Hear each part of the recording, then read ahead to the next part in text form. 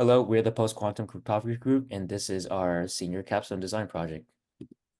So as a quick roadmap, we are going to be going into the motivation, the implementation, a quick demo of our project, and as well as a quick evaluation of our solution. And here's the motivation. So cryptography is a form of communicating securely between multiple entities, and the three things it gives you is confidentiality, integrity, and authenticity. And in our project, we want to explain two terms, classical and post-quantum cryptography. Currently, computers use classical, and we're trying to prove the viability of post-quantum. Now, with the rise of quantum computers, the current encryption schemes, classical, are crackable and need to be brought up to speed. Our solution is to make post-quantum encryption algorithms available and easy to use. Currently, we've created a quantum-safe network application and measured its performance for an open source release. So quickly going into the implementation of our project, the tech stack that we mainly use was Go, Bash, and Python. And so for our project, we created a library called QS509. And as you can see in the code here, we are importing our library to be used. And this library provides the post-quantum functionality.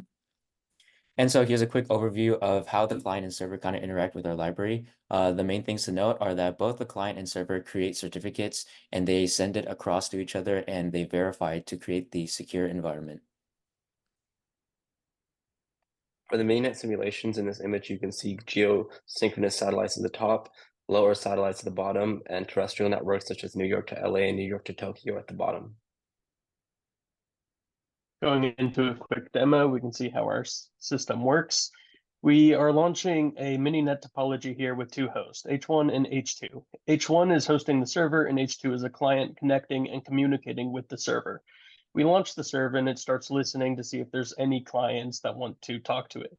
When a client connects, we can see a lot of information that's dumped out, like a certificate being created and exchanged and a password being shared that allows them to encrypt and decrypt messages as shown there.